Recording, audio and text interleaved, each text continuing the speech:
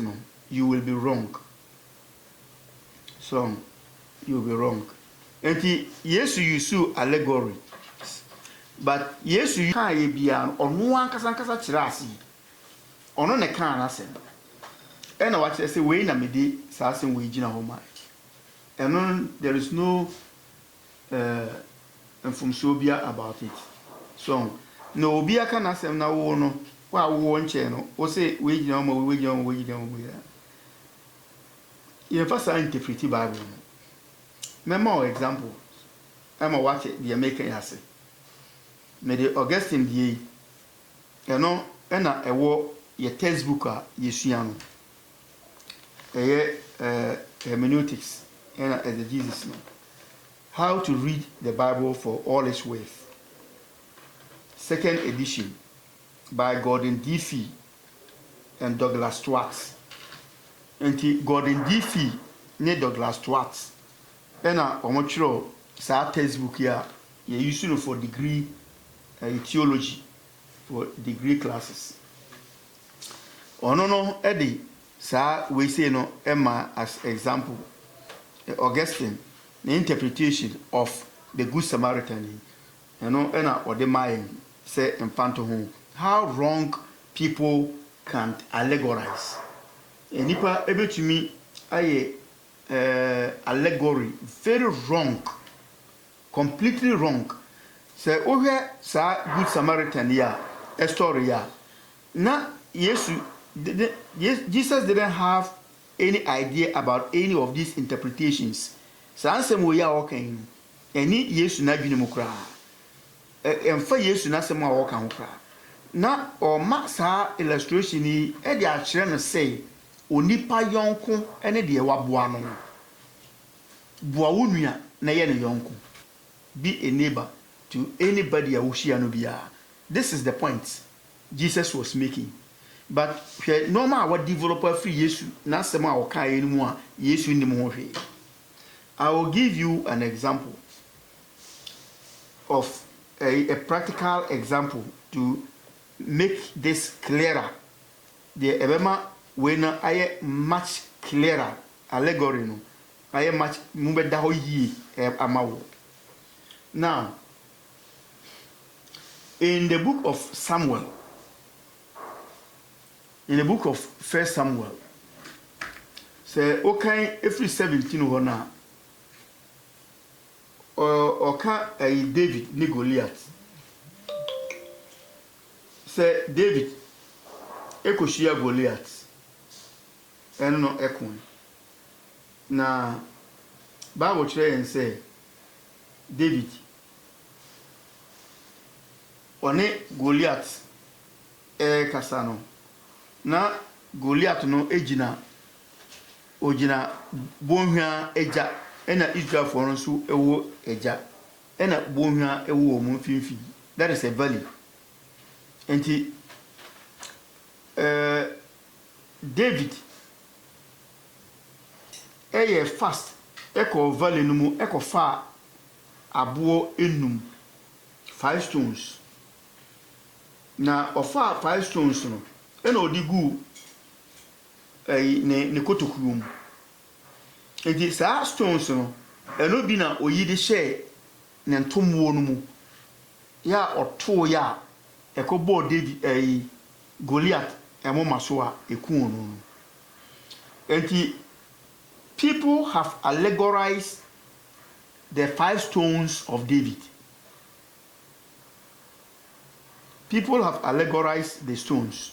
Womo ape no be the abono e de agina hɔ ama. And almost all of us yate say sa 5 stones no abo num no a David ekofa no wo nsuo no mu no sa abo num no agina hɔ ma Jesus Christ. The reason why womo de abo num no agina hɔ ma Jesus Christ and say Jesus Edin Jesus, ekura 5 letters. 5 letters. And you offer 5 stones. And each stone is 1 letter in the name Jesus Christ. In the name Jesus. And Jesus no 5 letters, 5 stones. This is allegory. Why ena okachire wo say sa 5 stones no ejina ho ema Jesus. Ewo Bible mu ana say revelation ben na wo nyaaye. Ya wo de 5 stones no jina ho ma Jesus. You see this? Me be suffer from. May I have used this to preach. We've all made mistakes. Sometimes we make mistakes because we hear people preach it and we borrow it and we add it to our sermons and we preach it because preaching and preaching no just say a asumu preaching no just say illustration and preaching no efa. And we also borrow it. So, say, why here? Ube borrow no masa, the microphone preaching sine no masa, and you will be preaching the wrong thing. We need to learn. We say, or say a Joma Jesus because 5 stones. All right. And Obi say 5 stones, Ejina Emma demona owonsuunum. Some of you are motie me. Mokai say ebe some 2 years ago. Sofubi ewo offenso. Na sofubi wo offenso. Na sore wo offenso. Ade ebe chairman na counseling. Oko offensium anajo 12 to 1 eko nsuonum eko ye rituals ema nsuonu fa no ema no wui ema omu eyi no efiri nsuonum esie no nsuonu ho. Some of you will remember this. Oye sofo, but he believes in the spirits in waters. Or believe in the spirits in waters. And he obi so ese a demon a won su no mu. Ena David a fire or the Goliath. Obi so beka say a angel because demon 5 letters. And an angel see 5 letters. And a grace 5 letters. And an idols 5 letters. Satan 5 letters. I hope you are understanding me. It is okay say Jesus 5 letters. And Jesus na David a coffin wo ensuo no mo de kun Goliath.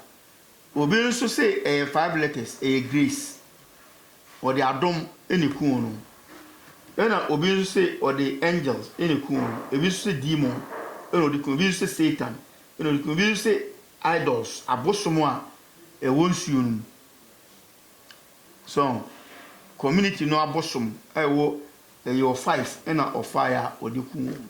And which one is correct? Who is correct and who is wrong? The air can need 5 letters. And the emudia correct. Now on what basis? And what the claim say the worker say correct correct. On what basis? And the worker say wrong wrong. You don't have a basis for any. No basis. That is how allegory is. Eti allegory de obia obetumi wo so se enye nipa na wo ka no se me na me ka masem ena me se asam na me kan me ka toa ho asem na toa no we na gina ho ma ende it is correct me na me ka ena me se me no asam na me kan me de toa egina ho ma akinye bi enu na wo so ntumi mfa different meaning emfa ma de me maka no because me na me develop you know, me na asem no me ano manya masem na meka na me no mapɛ kwan a mefa so a meka na machiri mu ama nipa ate de me pese meka na ase so eti Yesu Kristo de na ono no say ogufuo no we aba no so asempa no we ono an eka ye na ono achirim na obi aka na asem na wo fa asem na wo so we chiri say we gina homa we gina homa we ya I don't know, you don't have any basis what it says say gina homa we see. So you can make a biblical text mean anything for you. Anything for you. Text no, obetuma man actually bibia ama. That is how people interpret scriptures to suit womo the ompese omoka. We interpret scriptures we ma scripture na kan de wo pese wo kan. Sa good Samaritan de ya hwe yi. De na Yesu pese wo kan na say wo yonko ene de waboa wo. Period. And so owura na fa asem no de bibia de agina ho ma bibia wo no awpe. Now let's take another example of allegory. Isaiah chapter 6 from verse 1 or say afia ohene Uzziah wuye no me hunu Nyankopon ani monyam. The year King Uzziah died. The year King Uzziah died. I've heard very good preachers, powerful preachers preaching powerful messages out of this, but out of context. Omo an allegory, which allegory is invalid. So allegory no, enye valid. Enye correct, improper. Omo yusu afia Uzziah wuye no. Yusu Uzziah no, di Uzziah no gina ho ma nipa bonefo bi a owo abusuam. So, enti say Uzziah owo abrabo mu no, onwu ya unya hoto. Uzziah owo abrabo mu no wu ya wonware. Obi anware wo fie ho. Uzziah owo fie ho no, onwu ya obi anya nkoso empuntu o mafie ho. Enti enipa no tie message ya na ode na adwena kosi ne na na abrewa a wanyinia ne ho asebayifo. So because nipa bia wo nyina na wo sesa wo nyina na wo ho ye time. What did they say? Yes, I ahwe wo mfoni. If you are from 40 years going, I have your 30s, your 25, now your 30s, now your 35, never compare with 40s na aircon. Ube hu di echo. Me nim say my yini say you, but me here me twa picture. Na fe me here picture no me say, hey, di ma yeni. So, edi ultra picture anything a bank for every 5 years biya no.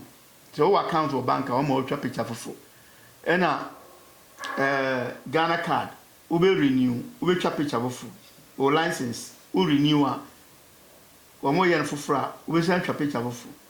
I did be the picture ye biya no. After 5 years, it was say also sano because every 5 years biya no also san. Every 5 years, ultra picture. The next 5 years, ultra another picture. We will difference. Eti manefo ne enkokrafo na wo mu anyini no. Wo mu anyini na wo mu enipadua no asesa no. We look at them and then we despise them. Na enidie ni obu a ese de ma wo mu no, we don't give to them. Eti boni ekoso wo fie obi a no ye hye wo mu se wo mu ye baifo. Eti se ohene Uzziah nwu ya asumdue mafio na dwuna kosi ne nana bi so ne maami bi so ne wofa bi so ne soa bi ono ohwe ne husu yi na wanom nsa na wamo ne bra basabasa na nyame ama ne nyinche na ordinary akosi saa nipa no so na afei o hwe kwan a obefa so a obeyi na free ho because obi wu a we busufo we eti ho na emabaawa ewu ho abusuanum busufo we esi ho na emranti ewu abusuanum busufo we eti ase beden wa bobra busufo we eti fia beden wa kwaware because your preacher can say there is a user in the family who must die to give way to prosperity, to give way to better life, to give way to normal papa. I will say a babushim. So I say what na say over way in a year according to the context. No, it's not about bibisa, but just date a reference. Now o make reference to the time our hunu eradi. You're just making a point of reference. Uzziah as a point of reference. Uzziah's death. Ni wono as a point of reference. Oh, yeah, we do it. Masore baba akon. Dana ye vote ye vote 2014. Dana ye vote ye dana no wo ye. Eti sa incidents we no e betima a point of reference. Eti that year when you know because say 2024 ena abatu no eda no ena ye wo me point of reference, so incident of reference.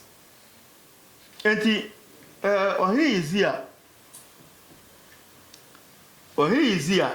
ne wo no doesn't have he say owu ye nti ena Isaiah.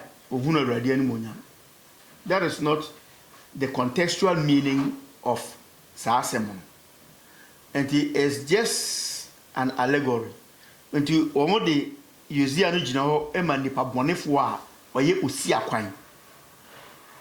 In our sermons, in our teachings, which is wrong, is incorrect. And Sana etie. Monfa kasare de ma kasare. So and ye fa kasare no say oye bosom. So and many people wo use sa we no dey justify say okwa asore kra na or say ye yi musu ofia e say wo yibi okwa asore kra ye ya aboso nsem a wo de ye eduru asore so a na okọ. Eti asore kakra, bosom kakra. Nyame kakra, bonsam kakra. Because say yemfa kasare de Bible no ana Yesu no ankasa. Nye apostle Yesu, Jesus Christ said it. So give that of Caesar to Caesar and that of God to God. Eti sa Caesar no dodo na o mo kan twi Bible no o mo ka kasare no. O mo ni se Caesar na yinipa. But Caesar your hene or otumfo or a Roman emperor. And Caesar say asante hene. Yeka emperor or hene or one sase na o ahemfo. Ededa mia ya ehemfo no esenase. Ono ene ka se or emperor. Enti otumfo emperor. Because Jabin eshe otumfo ase. Ejoso bekwaye ene kumawu ene emiamia hoduo nyina behye otumfo a omo nyina ewo wo mu ahemfo but omo nyina hye otumfo ase. So enti no sana emperor tie enti Roman emperor no ono enana ye fe no Caesar. Enti de obeba bia ye Caesar eti se de otumfo akonwa no obi a obeba betena so obi a no eye otumfo but owoni din but ye fe no otumfo. Enti Roman enso so ho no de obeba betena so no de oteso no oye Caesar but owodin. Enti Caesar no enye bosom hwi no na kan kaasare enti yesu se mo fa kaasare de e ma kaasare na mo fa nyankopon de ma nyankopon ti no. People misunderstand this and they allegorize it. They make Caesar represent a god. Enti allegory no sana etie se wan hwe a wo kan Bible no na wo de bibia agina ho ama adefofu wo de we agina ho ma we chire sei no wo se wo na wo se e chire sa ba wo fro enso e de ebe gina ho ma adefofu a chire se e gina ho ma adefofu obi nso we ka se ono nso so no to ono nso na understanding no in the insight ono nso owo no e chire adefofu. And so we wouldn't all say the same thing. Yeshua ye disua no ye can say ye me ka a text we read. Ye read a text in the New Testament. Paul address the church no. So say ye nyina no ye baako, and yet we are not saying the same thing.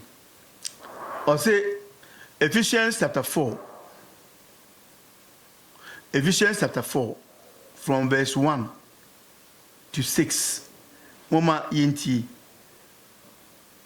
we one of the early texta ye de share edition as or say entia fe me awrade de duani metumfo se monante se de e fata fra wo de afre mo ahobrase adwene ne ojuo enyina mu abudjuchere mu monkurakura mo ho emu ewo odomu momo modern emfa sumdue homa inkura honhom baako yim.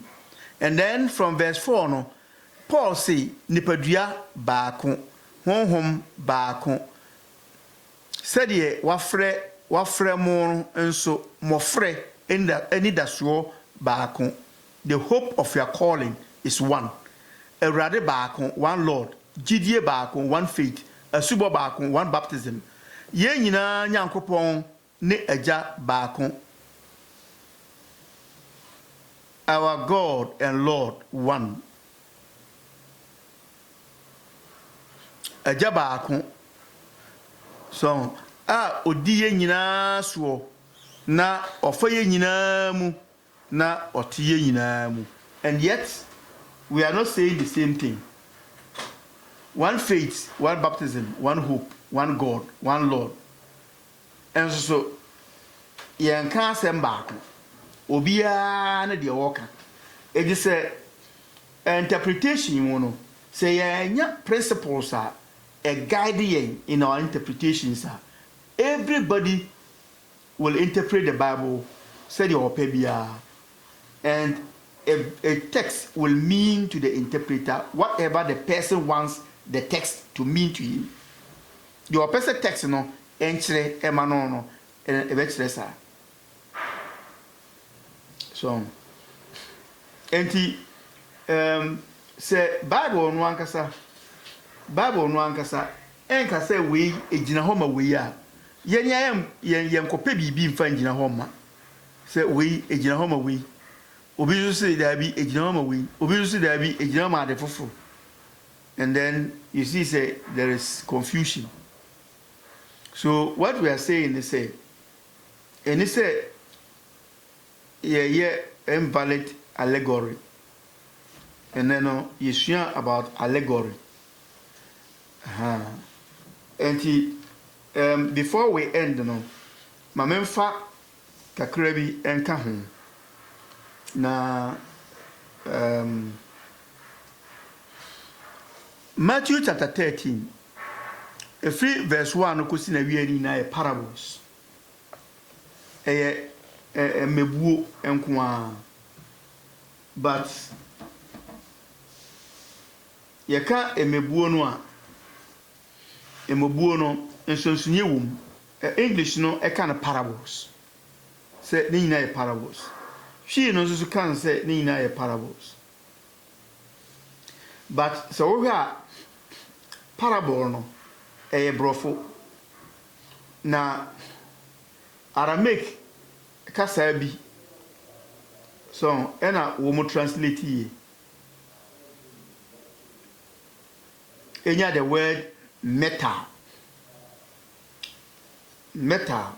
the Aramaic word metal ena wabadiba Greek mo parable BOLLE ena brofo no kind of parable na sa metal no ejira ho ema kasa ahoduo bebre o de ba brofo mu anchichemu ewom na nso so no English Bible no mo no o kan nyina parable. Say you can parables in the Bible. The parable pa ebini the Good Samaritan. Good Samaritan story no a parable. Ena the prodigal son oba the safe one. Ono so nasemono a parable. Ena a man friend ma enum ne a man nyansafo num no. Enso so asem the 10 virgins emabrudu emunum eyem friend ma emunum eyem man nyansafo eno so ye parable. Ena owura na okọ krom kofa lebrafo okọ na afu efri anopa kopem anyumre ya otua wo nyina akape no eno so eye parable. Parables no eye ensemo a etesa ayese short stories ewa asase ewa wieye enti u follow efri na asase na babesi na wieye but ebi wo ho a eye ntientia enye parables enso ni nyina no ye classify no as parables.